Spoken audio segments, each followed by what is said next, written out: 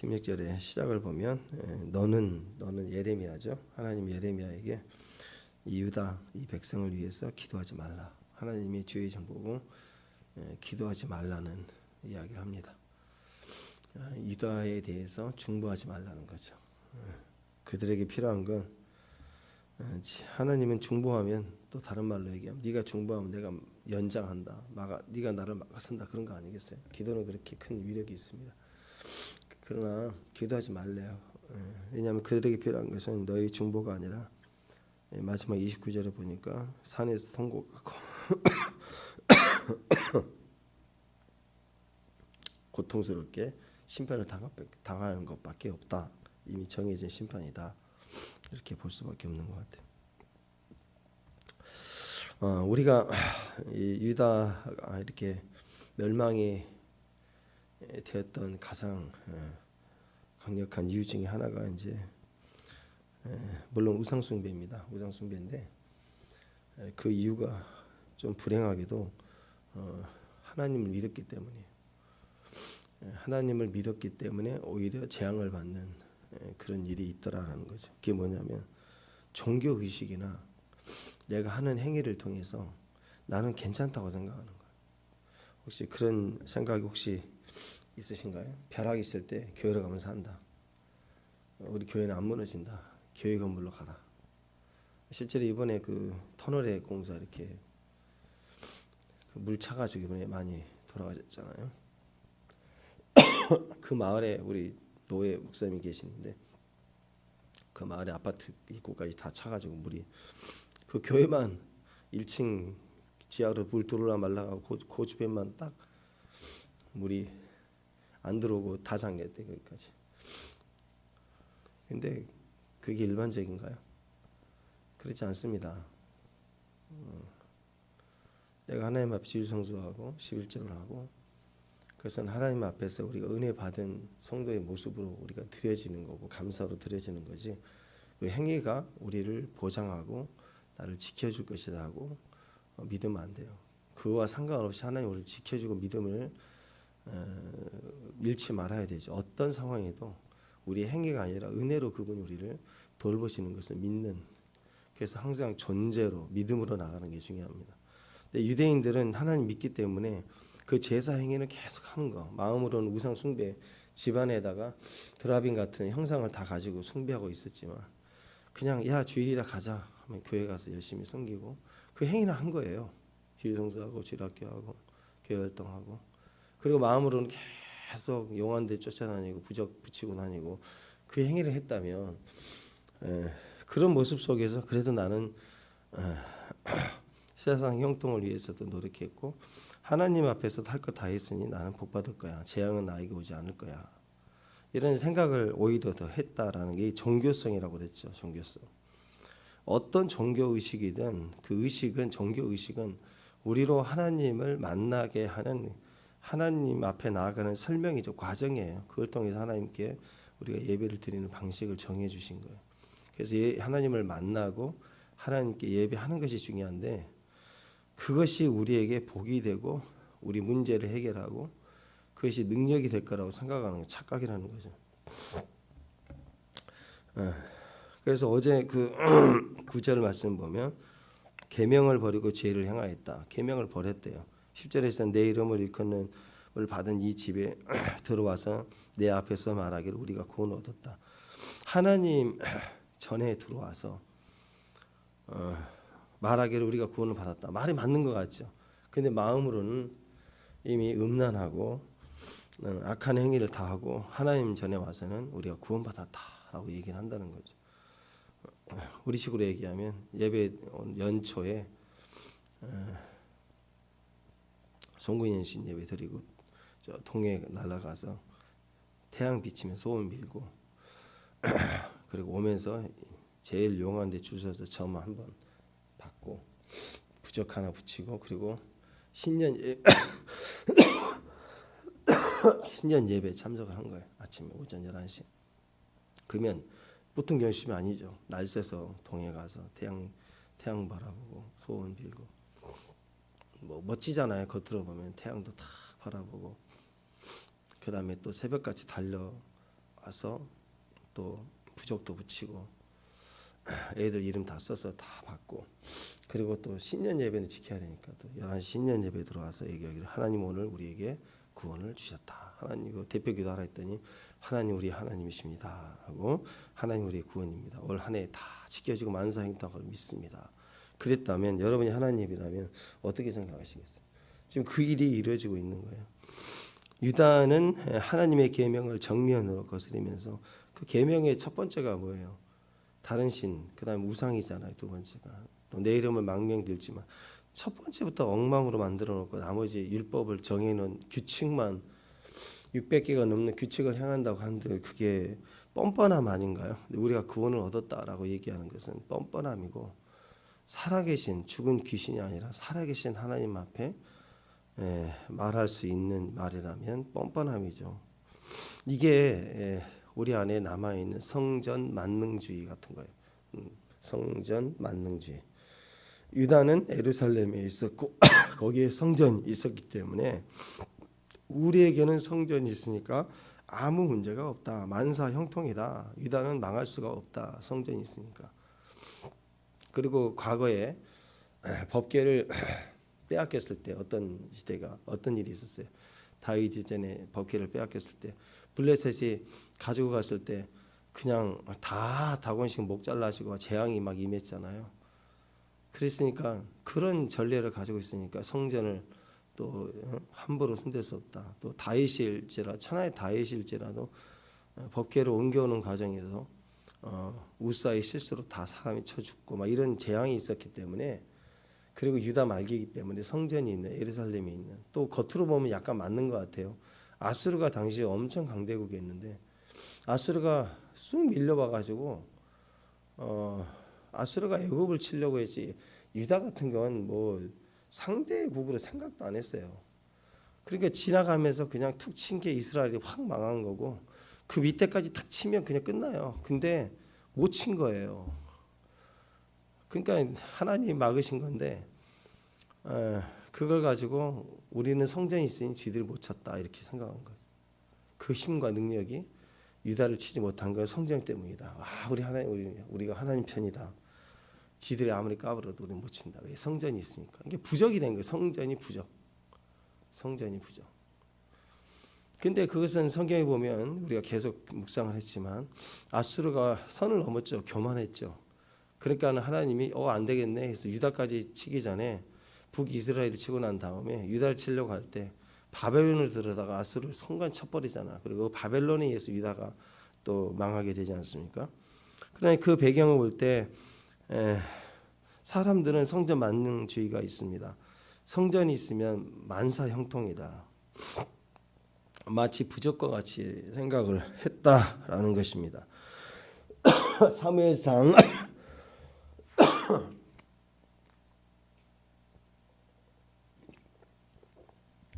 사무엘상 4장에 보면 엘리 제사장 때 블레셋 전쟁에서 패했어요. 그러니까 야, 안 되겠다. 실로에서 사사 시대 내내 실로에 그 법궤가 있었어요. 실로에서 사람들이 모여서, 그러니까 예루살렘으로 옮겨오기 전에 법궤가 사사 시대, 여호수아 시대 때 가나안 정복해서 들어가잖아요. 여호수아 때 가나안 정복하면서 안치된 곳이 실로예요. 실로의 성막에 법궤가 있었어요.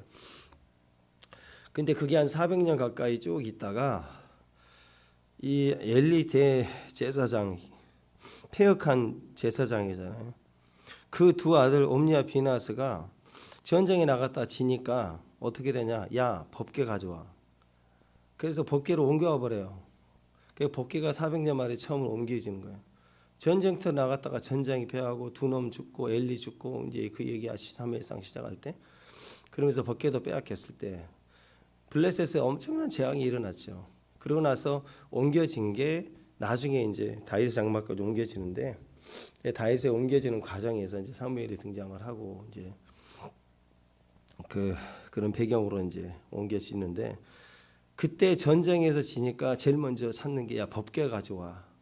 법궤 가져오면 이긴다. 그 실로 법궤를 가져왔을 때요, 이스라엘 백성들이 막 난리 났어요. 소리 질렀어요. 막 환호성을 치르고 막 박수치고. 그랬더니 저 블레셋 사람들은 뭐라고 그러냐면 두려웠다 그랬어요. 엄청 떨었어요. 저기 뭐냐, 저들의 신을 데려왔다. 저들의 신은 애굽을 친 신들이 아니냐 하고, 애굽이 저 블레셋이 엄청 떨었는데, 그러나 우리가 용기를 잃지 말고 싸우자 해갖고 싸웠는데 이긴 거예요. 그러니까 블레셋 사기가 얼마나 높아요. 애굽을 초토화시킨 대신을 이겼다 그랬으니, 그 법궤 뺏기고 그랬다가 그 법궤로 인해서 블레셋이 초토화되니까 토해내죠. 법궤를 밀어냅니다. 그래서 길렛 여라임에 가게 돼 있고, 그리고 나서 이제 다윗이 왕이 되고 나서 다윗 장막으로 옮겨가는 이제 그런 스토리가 연결이 되는데, 사람들은 다윗은 그걸 부적으로 옮겨가려는 게 아니죠. 여호와의 집, 하나님의 집을 섬기고 싶은 거였고, 다른 모든 사람들은 법궤가 있으면 이긴다, 성전이 이기면 이긴다. 요걸 다시 유다 말년에 성전 만능주의로 다시 돌아온 거예요. 성전이 있으니 우리가 이긴다. 그러니까 하나님이 그 성전에서 드린 제사도 싫어하시고 성전 자체를 파괴하신다는 거예요.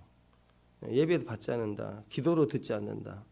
그래서 우리가 기억해야 될 이 7장에 와서 기억해야 될 하나님은 보시는 하나님이에요. 모든 걸 다 보시는 하나님. 마지막 때도 마찬가지입니다. 에어컨 좀 트세요. 몸은 추운데 덥네. 우리가 이 7장에서 제일 중요하게 생각해야 될 하나님을 이해하는 두 측면이 있는데, 하나님은 첫 번째는 들으시는 하나님, 들으시는 하나님. 그 다음에 보시는 하나님. 근데 우리가 성숙해지려면 보시는 하나님으로 들어가야 돼요. 보시는 하나님이라는 것은 주권이 하나님께 있는 거예요. 들으시는 하나님은 주권이 아직 나한테 있는 거예요. 그러니까 하나님 들으세요. 제가 외칩니다. 우리 소리를 들어주세요. 우리를 응답해 주세요. 막 그러니까 기도가 어떻게 되겠어요? 세지겠죠. 부르짖고 들으셔야 되니까. 응답하소서, 들으소서.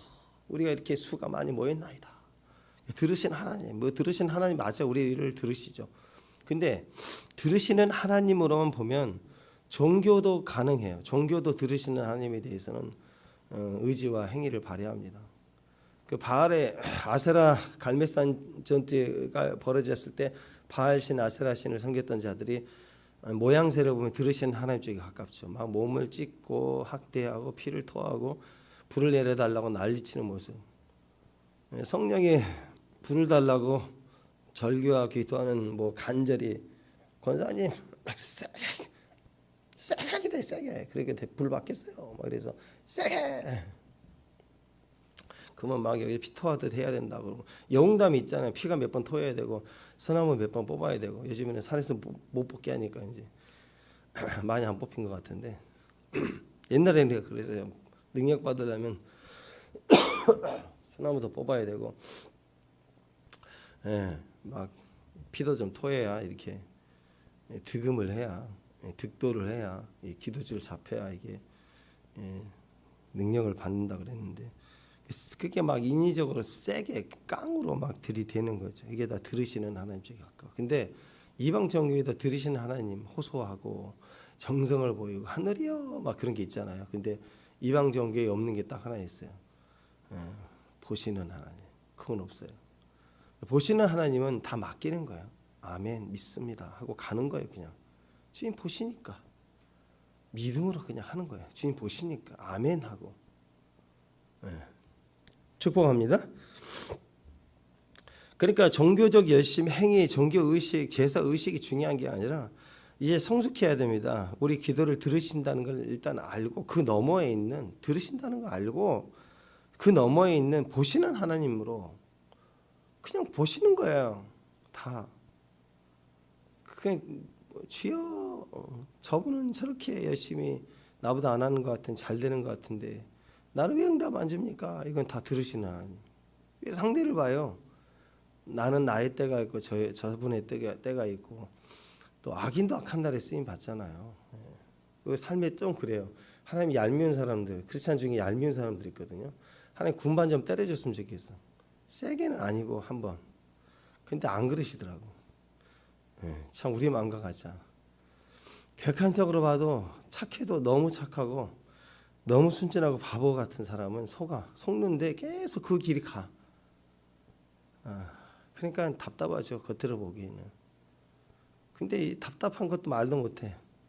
혼자만 답답하지. 말도 안 하고 묵묵하게 항상 뒤에서 머뭇거리고. 근데 한 10년, 20년 지나보세요. 완전히 달라요. 누가 행복할까요? 고난이 없어야 행복이 아닙니다. 지옥 가는 그 방법이 뭐라고? 왜 지옥 간다고요? 죄를 안 지어서 아니에요. 죄를 지어서 지옥 가고 죄를 안 지어서 천국 가는 게 아니라고. 다 죄인이니까. 회개하지 않아서. 우리는 다 연약하고 약해요. 하나님 앞에 정직하지 않으면 삶의 형통은, 생각해 보세요. 다 승승장구하다가 마지막에 비참하게 망했다. 그게 무슨 스토리예요? 근데 어렵고 힘들지만, 고난도 많지만, 이런저런 이야기를 다 경험하고 올라갔지만 나중에 열매가 풍성해졌다. 그리고 많은 사람들에게 덕이 되고 교훈을 줄 수 있는 사람이 됐다. 그러면 얼마나 그게 인생 잘 산 거죠. 행복한 거죠. 그리고 말년에 이야기거리가 많아야 돼요. 말년에 너무 많은 이야기거리. 그러려면 고난과 어려움이 많이 있는 사람들이 전해줄 게 많이 있는 거죠. 교훈이. 아파보고 칼질 당하고 쓰려보고 뒹굴어본 수술자국 있는 사람이 나중에 할 말이 많던 거지. 그냥 늘 금수저에 잘 wal았던 사람들 스토리가 별로 없어요. 스토리가. 그래서 행복은 하나님을 깊이 경험하는 건데 행위를 따라서 가는 게 아닙니다. 그래서 하나님 우리를 보시는 거예요. 보신다. 그래서 의지적 행위를 잘하는 것이 아니라 하나님 우리를 보시는 하나님이니까 유다의 모든 행위를 다 보셨어요. 그래서 11절에도 어제 11절에도 내 이름을 일컫는 받은 이 집이, 내 이름으로 일컬음 받은 이 집이, 성전이 눈에는 도둑의 소굴로 보라. 내가 그것을 보았노라. 다 보신 거예요. 가장 완전하고 전능하신 나의 하나님, 내 아버지 되신 그분이 나를 보고 계시다는 거예요. 나를 보고 계시다. 우리 내면의 깊은 곳에서부터 모든 감각이 살아나는 거 아니에요. 진짜 그분이 나를 보고 계시다면, 그분이 나를 보고 계시다. 거기에 힘을 얻는 거예요. 그러니까 우리 삶에서 우리가 지금 힘들고 어려워도 우리의 기도와 예배와 찬양을 통해서 성령 임재 안에서 더 깊이 들어가려고 또 노력하고 더 임재로 들어가면 그분의 그 신실한 약속이 녹아요. 자, 여러분, 말씀은 그냥 문자잖아요. 말씀은 기록된 문자예요. 로고스. 이방 사람들도 읽을 수 있고 우리도 읽을 수 있어요. 똑같이 읽을 수 있어요. 불교인들도 요한복음 강의한다고 하잖아요. 근데 다른 점은 뭐예요? 성령의 계시로 녹아야 돼요. 그게. 그래 생명이 돼요. 말씀이 이렇게 녹는다고. 이렇게 말씀을 글자로 보는 게 아니라 기도하고 눈물을 흘리고 땀방울 흘리고 말씀 지키려고 삶에서 투쟁하고 하면서 거기다가 예배에 들어가고 찬양하면서 울면서 눈물이 들어가면요, 글자가 녹아요. 기록된 문자가 눈물로, 기도로, 땀방울로, 믿음으로, 감사로, 예배가 찬양하면서 녹아서 글자가 녹아내려서 우리 안에 엑기스로 담긴다고. 그게 생명이라고. 생명. 근데 이들은 유대인이었지만 유다 사람들이 그것을 하나님 앞에 눈물로 녹아내리지 않고 글자 행위만 따라하는 거 하라 그랬으니까 하는 거예요. 로봇 마냥 규칙을 삼아서. 근데 그것이 우리를 지켜줄 거라고 생각을 했다는 거죠. 하나님을 오해한 거죠. 이스라엘은 약속을 문자로만 가지고 있고 예배 의식으로만 행하고 있는 것이죠. 예배의 감격도 없었어요. 말씀의 감동도 없었어요. 감동이 하나도 없는 거예요. 그러니까 마치 뭐가 같냐면 하우스는 지었는데 홈이 아니야. 집만 멋진 집을 지었는데 가족이 없어요. 가정이 아니에요. 따로따로고 원수들이고 사랑이 없다. 가족 안에 사랑이 없다 그러면 지옥 같은 거 아니겠습니까? 그래서 하나님을 문자로 배우면 안 돼요. 요즘 우리 젊은이들이 사랑을 갖다가 부딪혀 만남을 통해서 경험하고 와야 되는데 사랑을 문자로 배우려고 그래. 인터넷으로 배우려고 하고 소설책이나 영화로만 배우려고 해요. 사랑을. 인생을 인터넷으로 배우려고 그래. 누가 뭐 떴다 그러면 그거 따라 하려다가 망하고, 뭐 사업을 한다. 요즘 젊은이들은 맨날 뭐 카페 하나 하지, 뭐 카페 하나 하지가 아니야.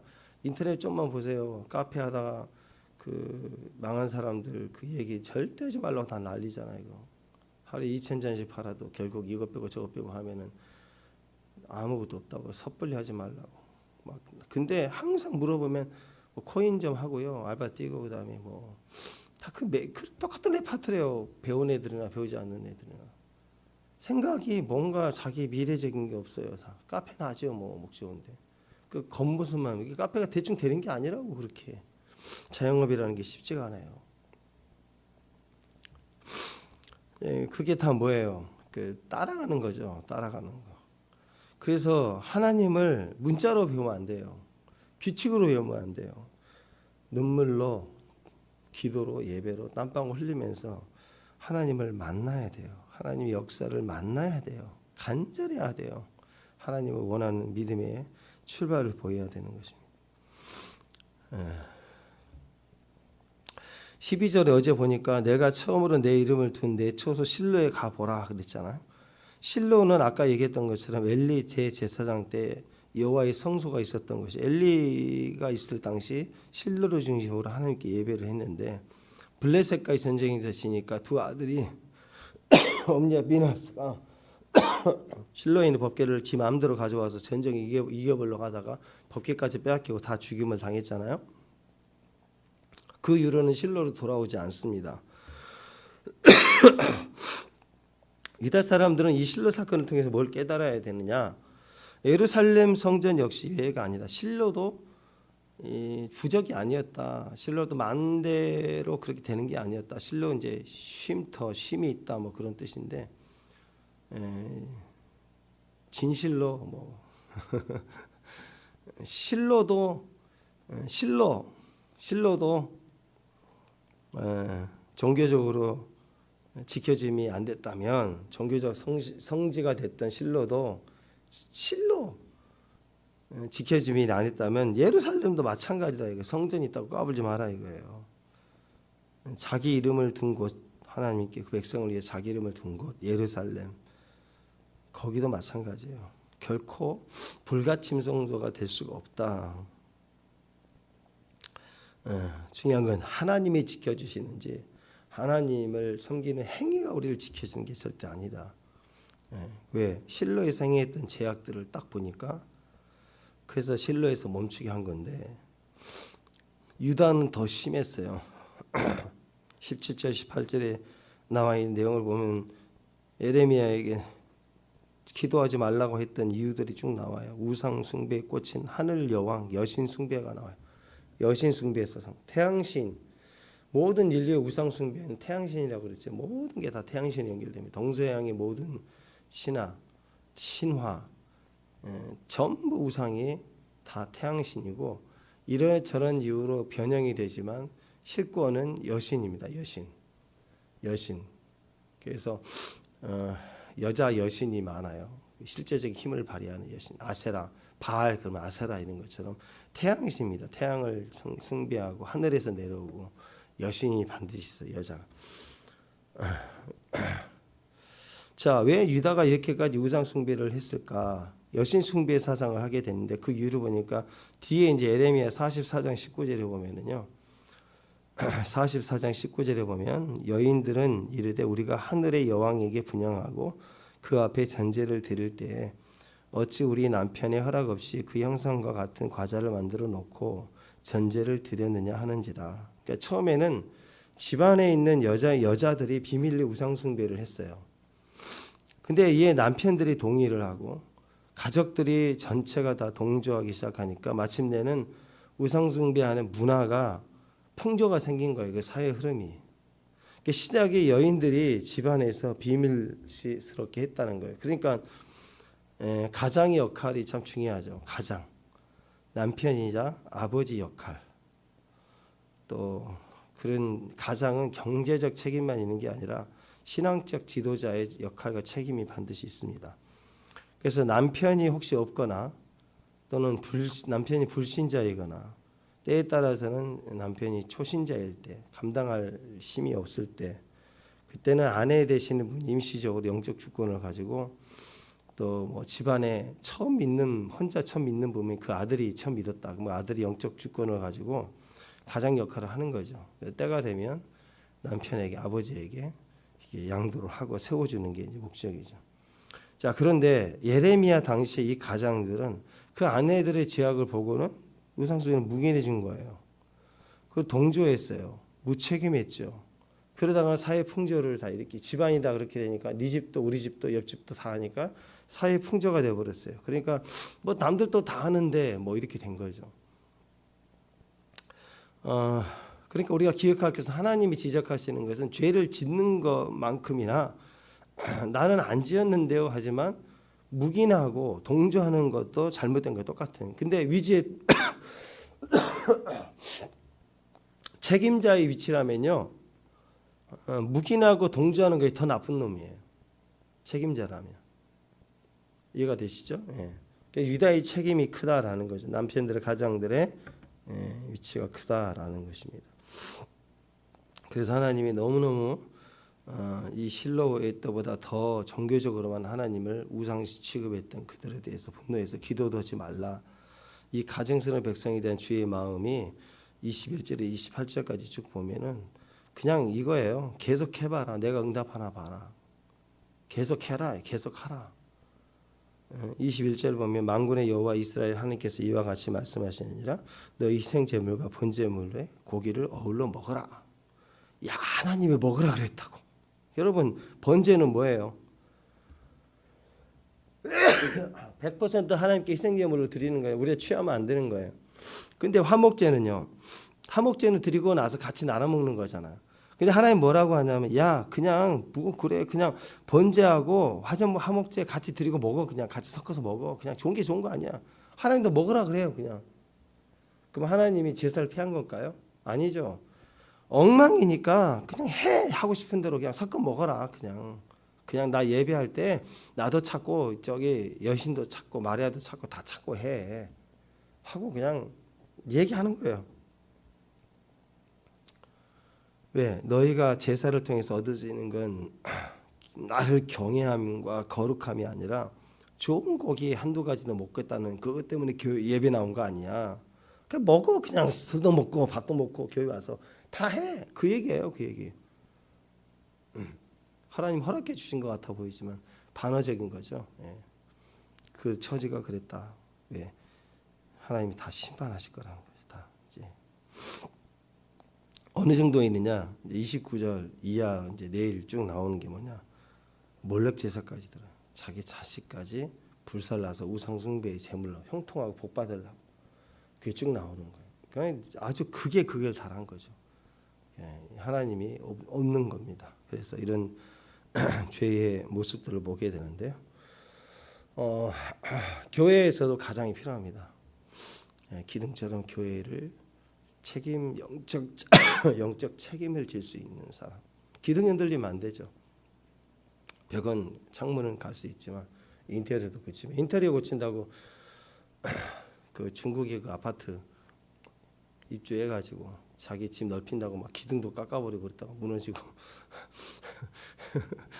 아니 1층에서 2층 올라가는데 2층에 집이 기둥 하나를 모퉁이 기둥을 없애버려 뜯어내버렸어요. 잘라가지고 인테리어 멋지게 한다고. 그럼 그 얼마나 가겠어? 좀 폭삭하는 거죠. 그렇게 하면 안 되잖아요, 그죠? 고칠 게 있고 안 고칠 게 있는 거 아니에요, 그죠? 예, 그와 같은 마찬가지입니다. 하나님 앞에 저는 그래요. 어떤 사람들이 지도자예요, 교회의 지도자, 예, 기둥 같은 사람, 듬직하게 버텨주고 흔들리지 않고 남들이 잘할 수 있도록 기둥이 되어져 받쳐주는 사람들, 묵직한 사람들, 예. 이랬다 저랬다 흔들리지 않고 견고한 분들에게 가장, 집에서 가장의 역할이고 또 교회에서도 가장의 역할, 영적 주도권의 역할 아닌가요? 유다에 대한 기대감이 하나님 그렇게 컸다는 것입니다. 유다가 하나님의 마음의 중심을 떠났고 또 하나님을 이렇게 보시는 하나님이라는 듬직한 믿음 안에 서 있지 않고 발악을 하듯 발작하듯 섞어서 그냥 좋은 게 좋은 거라고 교회 만찬에 그냥 술도 들여오고 동네 잔치 믿지 않는 사람들 초청 잔치 하자 하면서 막걸리도 다 드리고 품바타랑도 하고 도합 연합 그죠? 교회는 연합이죠. 연합이라는 이름으로 스님을 불러다가 강의하게 하고 이런 건 오픈마인드가 아니죠. 깨어있는 교회가 아닙니다. 무너진 교회 모습입니다. 절대로 섞이면 안 돼요. 용납하되 받아주되 내 믿음과 기준이 하나님 앞에 절대로 분명해야 돼요. 섞이지 않아야 됩니다. 요셉도 다니엘도 한 개인이지만 포로 잡혀가는 노예 삶을 살아가는 가정 중에 끝까지 하나님을 떠나지 않고 자기 자리에 지킴을 세워졌을 때 하나님 그를 형통케 했지 않습니까? 가장 역할을 한 거예요. 온 애굽의 가장 역할, 또 바벨론의 가장 역할. 믿음으로 주님 앞에 분명하게 묵직하게 서 있는 임재의 사람, 기름 부음의 사람 되시기를 축원합니다. 기도하겠습니다. 하나님 우리에게 은혜를 주셔서 오늘 하루 믿음의 자리에 또 주의 임재 안에서 더 깊은 곳으로 주여 우리가 땀 흘리고 기도하고 또 나아갈 때 성경 우리를 향해 약속하신 모든 말씀 글자들이 살아 움직여 녹아내려서 우리의 생명처럼 기적처럼 역사하는 기적의 금요일 되게 하옵소서. 예수님의 이름으로 기도합니다.